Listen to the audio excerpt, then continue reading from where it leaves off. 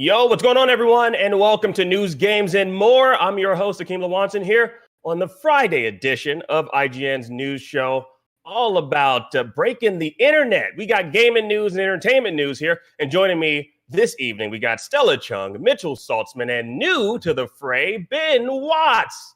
How's it going, everybody? We have to be very, very gentle with Ben, all right, because he's new.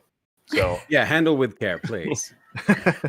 That includes everyone in the chat as well. We'll be reading your comments as well, guys. So yeah, let's just jump right into it. You guys ready to talk about some news, games, and more?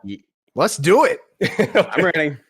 All right. Well, our first story, we're talking about the PS5's backwards compatibility features. Now, in a new PlayStation blog post, Sony gave us some insight on what we can expect from that particular front. And it looks like most PS4 games will be compatible with the PlayStation 5 console, with select PS4 games benefiting from something called Game Boost, which may make PS4 games run with a higher or smoother frame rate, which that sounds pretty dope. I'm down for that. Now, as for the games that aren't compatible with the PS5 console, I'm going to let Mitchell kind of take it away. What are those games? Can you run us through those titles? All right. Well, just wanted to warn people, prepare for heartbreak, because these games are no longer going to be able to be played if you have a PS5 and you're getting rid of your PS4. So we have DWVR, Afro Samurai 2, Revenge of Kuma Volume 1, TT Isle of Man, Right on the Edge 2, Just Deal With It, Shadow Complex Remastered, which actually Shadow Complex, I take back my goof from the original. Shadow Complex is great, and that's going to suck that you're not able to play that anymore. Robinson, The Journey, We Sing, Hitman Go, Definitive Edition, Shadwin, and Joe's Diner. Oh, Joe's Diner. Not Joe's Diner.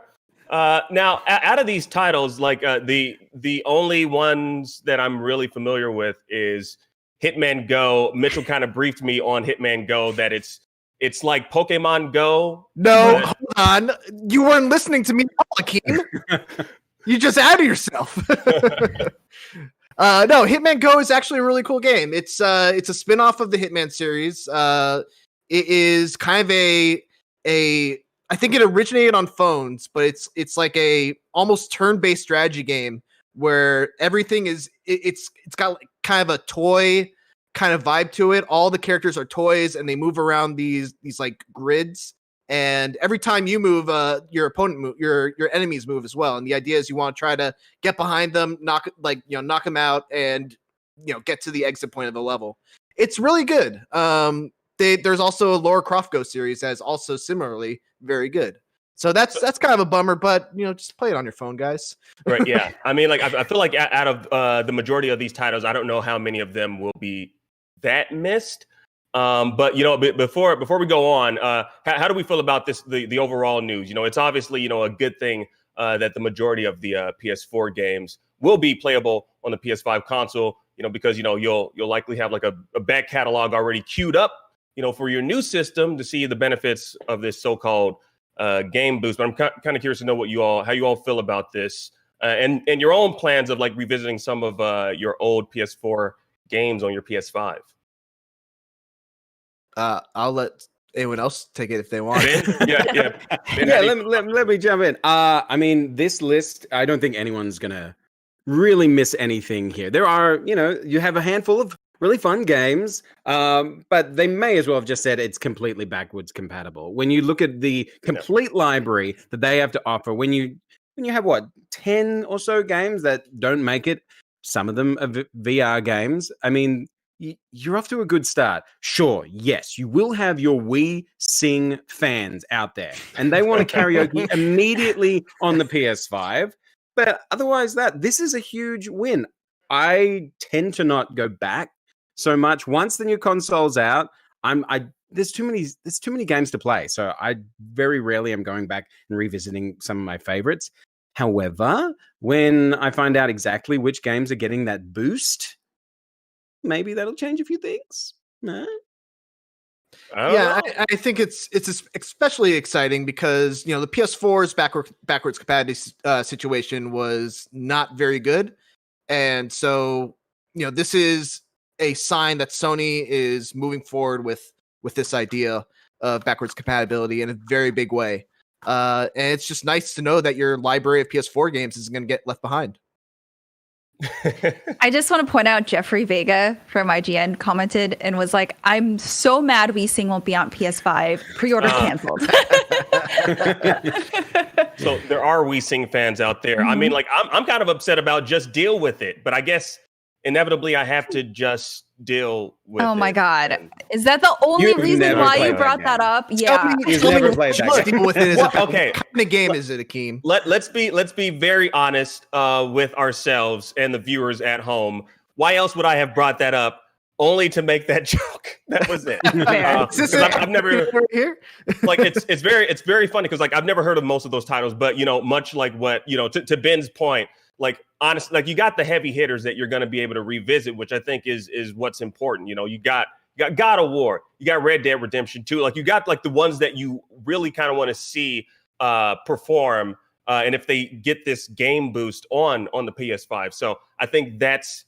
You know, like no one's like crying or they're going to be breaking controllers because, you know, they're not able to play Joe's Diner or whatever that's about. I don't even know what it's about. I do know what it's about. You're at a diner and you work a diner at night and the diner was built on a pet cemetery. That's the purpose of that game. I don't know. It's scary stuff happens, I guess. But no one's missing those particular games. We should also note that we'll be able to transfer our save data, although that is at the developer's discretion. Also, cloud saves are available for PS Plus members, and PS5 customers will find that their digital library will transfer once accounts are synced. And something that I thought was pretty cool is that you'll be able to stream PS4 games to the PS5, but they won't benefit from any sort of performance boosts that you would get if you were playing it natively on the PS5. And for those of you out there who want more backwards compatibility within the PlayStation family, well, I got some bad news for you. Because we got to note this. According to Sony CEO Jim Ryan, the PS5 will not have backwards compatibility support for the PS3, PS2, or PS1 console games, which I don't know how far back people were thinking they would go. I don't know. How do you feel about that, Mitchell? Actually, I'm going to ask you. How do you feel about that? I mean, I didn't expect it. I don't know who like reasonably would expect backwards compatibility with, you know, everything that the PlayStation's ever put out. I think that would be a little overwhelming for the people who work at Sony who have to create metadata for all those games. But yeah, I think it's fine. I think one of the more surprising things that we learned is that the PS5 camera doesn't work with PSVR. You have to use a PS4 camera. So if you bought a PS5 camera thinking that, you know, you're getting the next level up in PSVR, you kind of wasted money. I don't really know what the PS5 camera is really for at this point, other than having, you know, a camera to have when you're streaming. So that I think that's pretty bizarre. That is very bizarre. Wow. I'm kind of shocked about that. I mean, like I'm not necessarily like a huge VR player though, outside of just like using my Oculus Quest with my PC. But I mean, wow, I did not know that. Wow, you're such a wealth of knowledge, Mitchell. This is why I love you, man. I just read the story. you was linked very deep. Well, okay, you're still a wealth of knowledge, right? That counts. Now, this the PlayStation blog page also notes that some functionality may not be present when playing PS4 games on PS5, such as the share menu. That is actually going to be replaced by the create menu. In-game live from PlayStation and the PS4 tournaments feature. Additionally, some games may exhibit errors or unexpected behavior, which I'm kind of curious about. Unexpected behavior. What does that mean? Like, you know, is that's like what you get from me when I don't get coffee in the morning. Sorry, that's like. I'm afraid Stella's exhibiting some errors and unexpected behavior right now because she hasn't gotten her coffee. Yeah, I'm kind of curious what that means. Also, for those, I know people, they might be kind of nostalgia for the PS4 DualShock 4 controller. So fortunately, you'll be able to utilize that with your games, with the PS4 games as well, which I think is pretty cool. I mean, if you don't want to use your DualSense, you can use your DualShock. You know, I'm sensing some people might use the DualShock as opposed to the DualSense. Yeah, so yeah, that's golden. Now, next story we have here: Avengers Assemble. Said absolutely no one, apparently. The player base of Marvel's Avengers seems to be diminishing, particularly on Steam, where it is now peaking. And this is it peaking at around 2,000 players a day and has been dropping to less than 1,000, which is sad to hear about a game that came out not too long ago. Now, Crystal Dynamics studio head Scott Amos issued a statement to Kotaku to talk about the things he and his team are doing to bring players back into the game and back into the fold, have them assemble, along with new heroes like Kate Bishop and Hawkeye, who pretty much have similar powers. Coming sometime in the near future, players can expect new missions and modes, along with Amos and his team, bringing what he referred to as loot distribution and quality of life features. I don't know what that means. You get to sleep on the couch or something. Now they're doing that to address feedback from players. Now I was personally, looking forward to, like playing this game for like years to come, which this is not a good start, what I'm seeing right now. But you know what? There hasn't been like any real draw for me personally to return to the game after I completed the campaign. I know Mitchell said he was kind of fuming about this. So I'm kind of curious. Why do you think there's such like a huge drop off regarding the player base for this one? It's because there's nothing to do in the game. First off, I should say that all games that have released as games as a service have had struggles at launch. Destiny, obviously Anthem. I'm blanking on the other games at the moment, but virtually none of these games have launched out of the gate and been great. So I think it's kind of understandable that Avengers is going through this right now. I do think if you read the statement, they're saying the right things. Again, the big problem with Avengers right now is that there's just nothing to do in the end game. They're adding new Warzone missions. They're adding something called the AIM Cloning Lab, which requires a coordinated high-level group of 4 players. So I think that's kind of their answer to raids. But until we actually see what that is, until we have a roadmap of the rollout plan for these, it's hard to really get excited about Avengers again. But I do agree. I think when these features start rolling out, when they start getting, the Hawkeyes get added into the game, and when they add this new AIM Cloning Lab, and we get to see what it is, and hopefully it's good, I do think that player base is going to jump back up, but it's a matter of how good that content is. And that's going to decide that's going to dictate whether people actually stick around. Mm-hmm. So it's good news. I think that that they're listing all these things that they're going to be adding, but it's too early to really say if it's actually going to succeed in getting players to stick around. Yes, it will bring players back, but it's a matter of how long they're going to be there for. Absolutely, yeah. Because like the thing is, not to cut you off, Ben, and let me just say this real quick, but you can bring players back for the campaigns that you're going to drop, but like what about like the multiplayer aspect, like the online aspect? Like I remember I was actually talking to Ben, I think it was just yesterday. He was like, hey, what games are you playing? I was like, I'm playing Avengers, because I wanted to talk to him online, and he did a vomit emoji, and I was like, dude, I want to play with my friends online. Like that was in private. I mean, now you're outing me. Some sort of Avengers hater. Jeez. No, he's never going to play with you again now. I said I know you have strong thoughts about it. That's why, Ben, I wanted to bring that up. No, and I appreciate it, because this was a game that I was obviously very excited for, and I mean, judging by kind of watching our audience as news was dropping before release, excitement petered out very quickly, and we kind of plateaued. when the announcement was made, everyone was very, very excited. Who does not want to play the Avengers? Like that is a game that we've been asking for. And then we get games like, Spider-Man on the PlayStation. And then the expectations grow in this house of Marvel. And then once we get the announcement, pumped, then we see some trailers. And then the excitement starts to dip. And then we see some gameplay.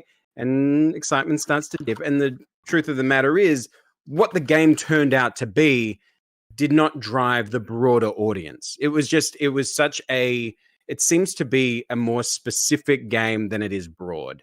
And I didn't make my way very far through it at all. I didn't finish the campaign. So I don't know what additional content's going to give me if I have zero motivation to go back. I didn't find it particularly fun, and I don't mean to step on anyone else's excitement. If you love it, great. And I hope you're excited for the new content. But it, to me, was a huge disappointment, and I think there's not much more they can do to get me back. Oof, that hurts, man. Like, that's so sad because the campaign was the best part. it really was. Yeah, like that was one of the reasons. Yeah, that's one of the reasons why I stuck it out, because as a Marvel fan, and like seeing like the movies doing so well, and like we've gotten like a roadmap for all of the phases for the Marvel movies. So I think like a lot of us were fans, Marvel movie fans, were anticipating or hoping for something along those lines, where it's like, this is what's going to happen this year for the rest of 2020. Then in 2021, you guys are going to get like we were hopeful for something like that, and yet we did not get that at all. Now, I thought, with everything, they were kind of like planning with this game that, it would have like kind of like a similar vibe or feel to that of Fortnite, not the whole, battle royale aspect, but like regarding like major in-game events, and that's one thing that Fortnite kind of does well. I'm going to give that game credit. And I kind of think like the ongoing Marvel movies and streaming shows lined up, if they somehow like cater to that particular audience, or like to like kind of attach some of the in-game events to like real world events, like some of the movie releases or like some of the streaming shows that we know that are coming out, I think they definitely have longer legs than what it seems like right now anyways.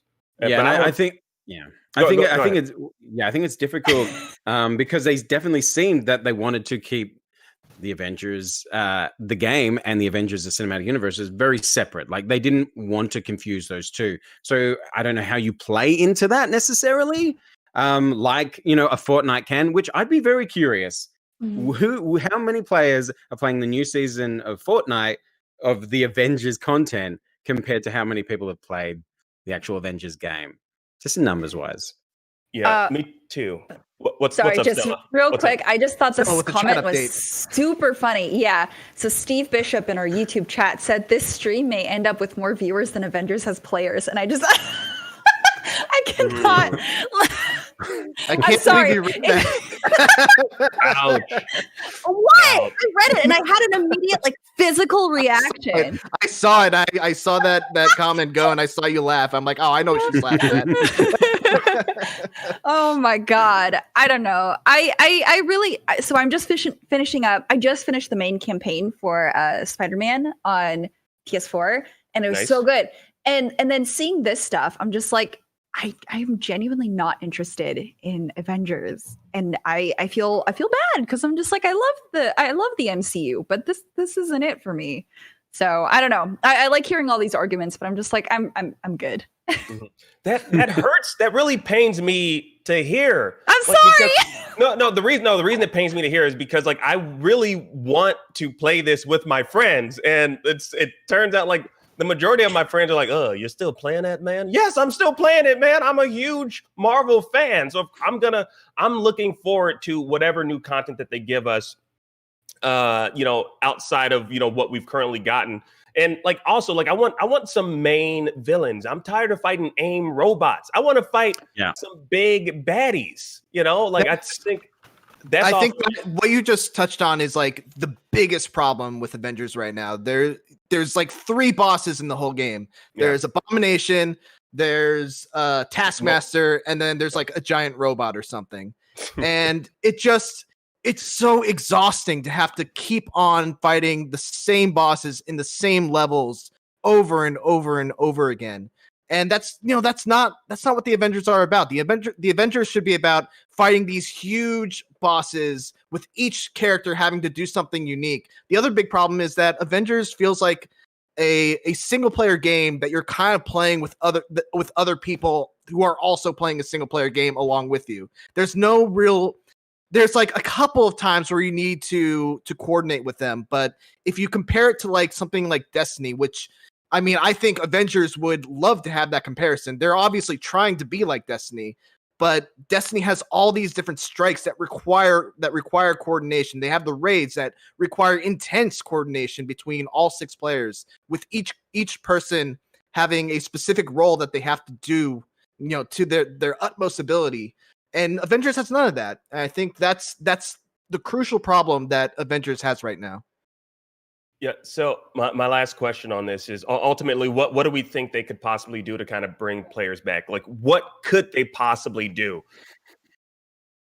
I mean, I pretty much already said, like I said, the statement that they put out is a good statement. It's just a matter of like, okay, I need to see what these things are that you're telling me you're going to add. I need to see what's gonna be in the cloning lab. How is teamwork and coordination gonna play out? How long is it? Are there going to be, in these new war zones, are there going to be unique missions that we're going to be doing? Ultimately, less talk and more show is what you're saying, right? Like, yeah, and I'm sure the show part is coming, but right now we're all just kind of left waiting and just perpetually bored with what's currently in Avengers. Yeah, and here's a comment from Star Oh My Lord on IGN's website. He commented saying, cool name, by the way. That's me saying that, not you. Now he or she commented, I'll go back to pet or personal to each new character. I won't be leveling that character up all the way, however, probably rinse and repeat for each new DLC. And if they make it so I have to level the character up just to play some missions, then I'm probably done with the game altogether. And that really sounds like that sounds like how a lot of people feel about the game, which is really unfortunate, man. Again, I was looking forward to playing this with my friends. Stella hasn't even picked it up yet. Ben hasn't even completed it. And Mitchell's just angry like the rest of us fans. So I'm not angry. I'm just disappointed. Oh, Once the PlayStation... Once the PlayStation 5 comes out and the game gets the game boost, I'll jump on and I'll play some with you. How about that? Okay. I have to wait till what? So I don't even know when I'm waiting then. I don't know. It's a month. It's late November. Late November? Come on. Well, what about for people who didn't get the PS5 pre-order? Bam. How about that? I mean, they can play with their friends when they have time. I don't know. It's not up to me. Now, an update blog is coming next week with more details as well as community communication initiatives on the way in the near future. So look out for that, guys. Now, our next story, from the creators that brought you Xbox and Xbox 360, then Xbox One, comes the newest iteration of the smash hit that critics are raving about, starring Daniel Kaluuya as Gamer Guy, featuring Master Chief from Halo. It's Xbox Series X and S, the commercial. Yes, we got the first live-action Xbox Series X commercial featuring Get Out's Daniel Kaluuya. Daniel Kaluuya.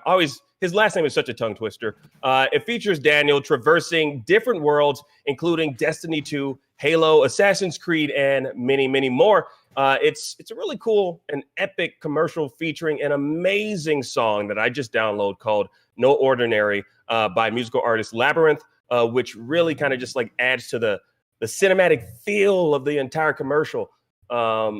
Honestly, like if this commercial isn't enough to get you excited or hyped for this particular next-gen console, especially with the star power in the commercial, I don't know what will. What did we think of this commercial? Like, it's just I want to watch I was this in theaters. I was a huge fan. I thought this commercial was great, and it's always really interesting to see what the game companies can do, not showing you actually game content, but how can the commercial make you feel? And I definitely was like, yeah, I'm pumped. Yeah, I want an Xbox, sure. And I didn't get to pre-order that one, but this I mean, saying it's live action is very generous. I think Daniel Kaluuya came in, sat on the couch, and then the rest is just a CG Daniel, by the way. It is. That's true. But yeah, no, I think as these kinds of commercials go, especially at launch, this was excellent, especially when you compare it to the PlayStation 1. So yeah, that's one of my first questions is like, what do we think, like, compared to the PlayStation 5's Play Has No Limits live action commercial? Like, how do we think this one stacks up? Like, I'm gonna say this, and I've said this numerous times that I'm a bit of I'm a Sony pony boy, but if you take that out of the equation, my love of all things Sony related, like from just a pure aesthetic standpoint, I got to say Microsoft wins the next gen console commercial war, if there was one. How do you feel about it, Mitchell? I don't know. The live action commercials. You said if I just don't get excited about live action commercials, I guess. For me, the thing that's gonna make me excited for these consoles are the games. So this, both of them were cool. I think if you put a gun to my head and said choose which one do you like better, I guess I would say the Xbox One because it has Master Chief and a cool song. Mm-hmm. But yeah, I don't know. I like the older, more comedic focused PlayStation commercials with what's that guy's name? The guy who used to be the like spokesperson for Sony. I can't forget. Someone in the chat, let me know what his name is. Yeah, the guy, he would wear a suit. I know exactly. Yeah, he was doing it for years. I know who I don't know the guy's name, but I can visualize his face. Mm-hmm. Like, yeah, those commercials were really, really funny. It sucks that this commercial didn't get you hyped though, man. I know you're a man who just likes to see gameplay, but like they painted the Xbox Series X and S as if like they painted it out to be like this was a cinematic experience, which is one of the reasons why like I think like I got kind of hyped for it. Kevin Butler. They're all saying Kevin Butler. That was it. That's Kevin Butler. Yes. Those commercials were great. Was that his stage name or his name in the commercials, or is that his real name? That was his stage name. Okay. Now, it's always interesting. Like, who's this commercial for right now? Right, commercials sell things, but who can pre-order an Xbox right now anyway? It's just getting the people who already have it excited to have it. It's true. Yeah. Well, Stella, how did you feel about the commercial? I mean, it's cool. I honestly just want to see more gameplay, right? But yeah. I think the Xbox One was better than the PS5 one just because they actually incorporated some gaming stuff into it, right? Like with the PS4, sorry, I want to say PS4. With the PS5 one, they showed the girl like holding up some like a bow and arrow and it had like fire on it. I was just like, oh, okay, that's cool, I guess. But then they brought a Master Chief, and I was like, okay, yeah, I get it. This is for gamers. This is for me. Yeah. So it's kind of like, trying to like hype up gamers, right? And I'm just like, all right, this is cool, but when are you bringing pre-orders back? Right, exactly. Yeah. I'm not gonna lie. I was kind of like I was thinking. A part of me was like, is it kind of misleading that they have like Master Chief in this, because like Halo that's not a launch title, but then I thought about it, I was like, you know what, Halo is so ingrained in like the Xbox DNA. It would have been like a misstep if they didn't feature him in the commercial. So I was like, okay, you know what, it's fine, Akeem, stop, don't let that sway you one way or the other. You're gonna get the box, I think. Yeah. What's up? I was just gonna say, yeah, and Halo's not that far out. I think it's right to get people excited about a new Halo game that's coming soon on the Series X. So it would absolutely be 100% miss if they didn't have some sort of Master Chief representation in that commercial. Mm-hmm. Yeah, I'm really. What's up? I was gonna say. I was just gonna say. I'm hoping that Daniel Kaluuya is also in the next Halo game as well. Better be. But that'd be a good get. but Ben, I think you had a more serious point. Oh no, that never come to me for a serious point. But what in regards to the commercials, like whether or not they're effective on you or not, each console launch, those taglines, people are like, who has the better tagline? So that's a good question. Like, what do you think's more effective? Power your dreams, or what's the other one? Play has no limits. Power your dreams. I love that. Play has no limits. Mhm. That's kind of like something that like my kindergarten teacher used to say to me. I like power your dreams. Actually, yeah. I honestly, I think power your dreams is a lot more powerful. Play has no limits. It's like, all right, you're playing hopscotch. Play has no limits. Make more boxes and keep going. It's like it's free test forever. Do what you want with free.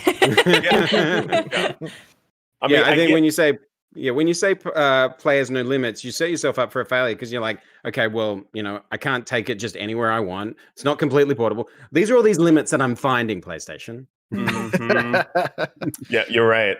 As opposed to like power your dreams, that means you could essentially play while you're dreaming. I'm assuming is what that means. So they're encouraging you to play games while you're sleeping. That's crazy. That xCloud has gotten very sophisticated. Do you know what you can't play on an Xbox One Series X? Dreams. I was just gonna say, why didn't PlayStation use that? Because Dreams Dreams blew on up Xbox. for them. I see where your mind is going, Mitchell, and I like it. I like that direction. Now, our last story, we're talking about something that I think we're all so hyped about. I think we're all so hyped about this. We're talking about Cyberpunk 2077, guys. Now, if you wanted a visual representation of how much voiced dialogue there'll be in Cyberpunk 2077, well, look no further than a section of the Japanese script, which is a whole hell of a lot of paper. I mean, it was like some sick paper in that. Now, this image, we're not showing an image, but the image, I thought we were. I just looked down real quick. But the image that was tweeted out, it shows CD Projekt Red's Japanese localization manager. It was an image they posted to celebrate the game going gold. And now what we're seeing is not the image. I was hoping to have the image, but we didn't. But anyways, the stack of paper, it's the dub script, and it's not quite clear how much of the script this section makes up that's pictured. But it's more than clear that there's going to be a whole hell of a lot of dialogue in CD Projekt Red's long-awaited RPG. Now, I'm kind of curious. What do you guys think when you saw the image? Like, what do you think? What do you make of it? Do you think this is like 15 minutes worth of dialogue from like a side mission? Like all that paper? Because like we all know, like especially you and me, Mitchell, we know playing RPGs, they're dialogue heavy. So like how much of dialogue do you think, or how many minutes worth of dialogue do you think that was? I don't know, man. Wager a guess. It's a lot. What's really interesting about Cyberpunk is that they have unique starting like origins for all the different backgrounds that you have. So if you're a nomad, you have a unique origin point with a unique story that leads into the main story. You could be one of the people that already lives in the city and has his own and have your own background where you rise through the corporate ladder and you're at the top or whatever. If you ask me, that could be maybe one intro condensed into just a stack of 4 giant script stacks. But yeah, this game obviously is going to be massive in terms of its script. I don't think that really surprises anyone. I'd be curious to know how many words or how many lines of dialogue are within those sheets of paper right there. Yeah. It's like, so like there's like essentially I see like 4 stacks, and I wonder if those are 4 like scripts for like the actors, you know what I mean? Like I feel like if I were a voice actor and here you go, like you handed me that, I'd be pretty intimidated. But then I'd be like, you're paying me like probably a crap ton of money, so it's okay. But it's just very intimidating, and he doesn't even look happy to be standing over that stack of paper. One of the comments that we got when we posted this article on IGN was from a user by the name of Dunker, who says, "That's a whole tree. Pre-order canceled." Which we know he's joking. He's not going to. Man, lots of pre-orders getting canceled in the last 30 minutes. That's obviously not going to happen. Space John commented, "LOL, that's probably just the dialogue for one side quest," which is what I said. So who said it first? But yeah, we'll learn more about the game next week during the 4th episode of CD Projekt Red's Night City Wire live stream showcase for Cyberpunk 2077. It's coming Thursday, so get hyped, guys. October 15th at 9 a.m. Pacific time, 12 p.m. Eastern time, 5 p.m. UK time, 12 a.m. space time. Look, you know what? Just be here on Thursday because we're obviously going to be covering it here on IGN. I don't think we can get any more excited for this game. I want it now. Can we just have it? I just want it. But anyways, next week they're going to be going into details about the looks, the sounds, and the specs of Cyberpunk 2077 vehicles. And oh my god, they're going to cover every single thing. Yes. And by the time we get into the game, we're going to be like, I know what this does. Right. Leave us some stuff to explore. Yeah. Also, I'm with sure the it's dialogue gonna be- thing. Oh, sorry. No, I was just gonna say I'm with you, but I'm also sure there's gonna be plenty of stuff for players to discover on their own. But if I wasn't covering them for work, I would 100% just tune out at this point of the Night City Wires because I want to go in and know as little as possible and just kind of open my mind up to be surprised. So you wouldn't necessarily tune out because you're just disinterested. It's more so you just want to discover things on your own. Okay. Yeah. Right. I think the one expectation I am going into this with is because they also did The Witcher, right? So, and The Witcher had a lot of dialogue. So I'm expecting that to kind of be the precedent for this as well. And the script pile thing just kind of solidifies that for me. So that's the one thing that I have going into it. Yeah, Ben, how are you feeling, man? For me, I mean, when I saw that pile of paper, I was just like, well, that makes sense now with all those delays, because that would have taken an awfully long time to get through. And the excitement can't get any bigger. We see it all the time on all of our social stuff. Everyone is clamoring for Cyberpunk. Everyone loves Keanu. It's just all these things that we cannot wait for. And it's going to be here, what's next month? Yeah, we're almost there. 4 or 5 weeks or something. And then you'll play that and only that for about 2 years, and then you'll move on to the next game. Dude, no, I'm gonna be playing this game for a lifetime. I can see it now. I can see myself 70 years old still playing Cyberpunk with my kids. I don't know how many I'm gonna have. I don't want to lock myself into one kid, so I had to put an S at the end of that. But anyways, you know what? I think we're all just we're all ready for the weekend, clearly. And that about does it for us here. Stella, Ben, Mitchell, I want to thank you all so much for talking news, games, and more with me once again. You for the first time, Ben. Thank you. It was a pleasure. Thanks for having me. Oh, of course. Anytime, dude. And of course, the Friday crew. Whoop, whoop. Can I get a whoop whoop in the comment section? Let me get some fire emojis. I got to start oh god, they're gonna yell at us. we gotta utilize our comment section. I want to see some fire emojis in the chat if you guys are hyped for Cyberpunk 2077. All right, because I'm reading these comments. I'm seeing you guys scrolling by right now. I see a woot. I got a woot from Ronald Ramos. Thank you so much. And we're getting some fire emojis. Thank you. Shout out to Mr. Savage. Shout out to every single person watching at home right now. Thank you all for tuning in to News, Games, and More. We'll be back next week with more news, more games, and more right here on IGN.